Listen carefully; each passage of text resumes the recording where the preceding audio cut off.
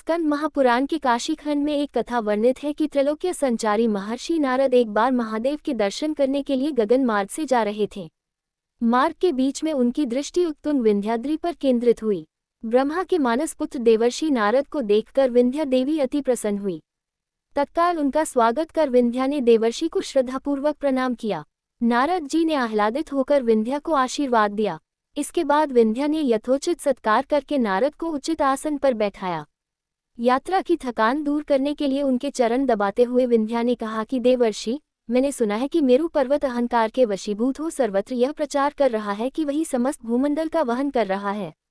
हिमवंत गौरी देवी के पिता हैं, इस कारण से उनको गिरिराज की उपाधि उपलब्ध हो गई है। कहा जाता है कि हिमगिरी में रत्न भंडार है और वह स्वर्णमय है, परंतु मैं इस कारण उसे अधिक महत्व नहीं देती। ये भी माना जाता है कि हिमवान पर अधिक संख्या में महात्मा और ऋषि मुनि निवास करते हैं।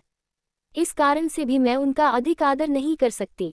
उनसे भी अधिक उन्नत पर्वतराज इस भूमंडल पर अनेक हैं। आप ही बताएं, इस संबंध में आपके क्या विचार हैं? देवर्षि मंदहास करके बोले, मैं तुम लोगों के बल सामर्थ्य के बाबत अधिक नहीं जानता, परंतु इतना बता सकता हूँ कि इसका निर्णय भविष्य ही कर सकता है। यह उत्तर देकर देवमुनि आकाशपथ पर अग्रसर हुए। नारद का उत्तर सुनकर विंध्या देवी मन ही मन खिन्न हो गई और अपनी मानसिक शांति खोकर सोचने लगी कि ज्ञाति के द्वारा किए गए अपमान को सहन करने की अपेक्षा मृत्यु ही उत्तम है। मेरु पर्वत की प्रशंसा मैं सुन नहीं सकती।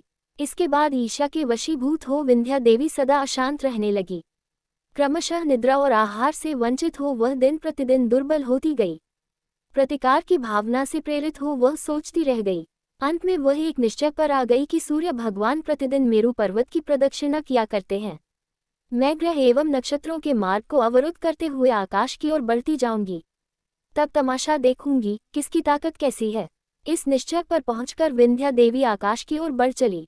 बढ़ते बढ़ते उसने सूर्य के आड़े रहकर उनके मार्ग को अवरुद्ध कर दिया। परिणामस्वरूप तीनों लोग सूर्य प्रकाश से वंचित रह गए और सर्वत्र अंधकार छा गया। समस्त प्राणी समुदाय तड़पने लगा। देवताओं ने व्याकुल होकर सृष्टिकर्ता से शिकायत की। ब्रह्मदेव को जब पता चला तो उन्होंने देवताओं को उपाय बताया कि पुत्रों सुनो, इस समय विंध्या और मेरु पर्वत के बीच बैर हो गया है। इस कारण से विंध्या ने सूर्य के परिभ्रमण के पथ को रोक रखा है। इस समस्या का समाधान केवल महर्षि अगस्त्य ही कर सकते हैं। इस समय वे काशी क्षेत्र में विश्वेश्वर के प्रति तपस्या में निमग्न हैं और तपोबल में वे अद्वितीय हैं।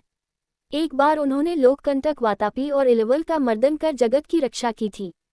इस भूमंडल पर कोई ऐसा व्यक्ति नहीं जो उनसे भय न खाता हो। उस महानुभाव ने सागर को ही मत डाला था।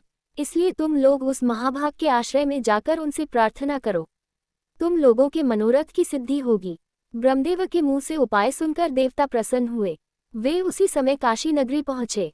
वहां पर देखा महर्षि अगस्त्य अपनी पत्नी लोपामुद्रा समेत पर्णकुटी में तपस्या में लीन हैं। देवताओं ने भक्तिभाव से उन मुनि दंपति को प्रणाम करके निवेदन किया कि महानुभाव, हम अपनी विपदा क्या बताएं। विंध्या पर्वत मेरु पर्वत के साथ शत्रु भाव से उसका अपमान करने के लिए तैयार हैं।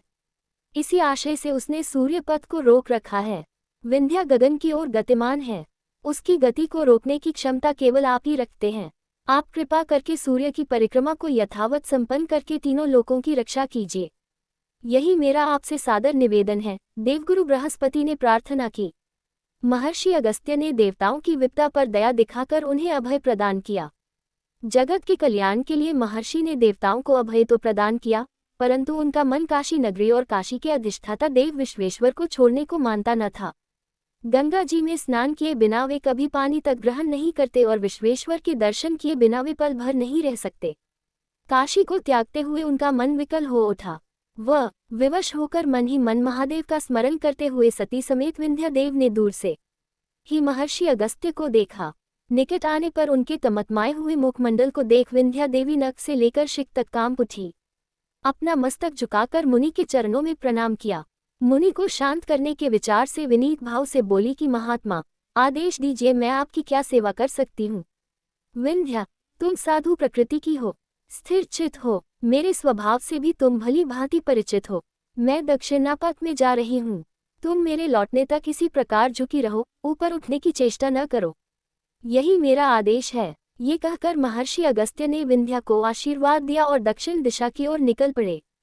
दक्षिण में मुनि दंपति ने पवित्र गोदावरी के तट पर अपना स्थिर निवास बनाया, किंतु विंध्या को इस बात का पता न था और वह अपना इसी इंतजार में समय काटने लगी कि महर्षि अगस्त्य शीघ्र ही लौट आने वाले हैं।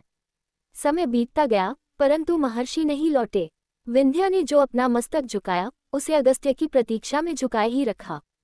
फिर क्या था, पूर्व दिशा में सूर्योदय हुआ और पश्चिमी दिशा में सूर्यास्त होता रहा। समस्त दिशाएं सूर्य के आलोक से दमक उठी। प्राणी समुदाय हर्षोल्लास से नाच उठा। जगत के कार्यकलाप यथावत घटित होने लगे।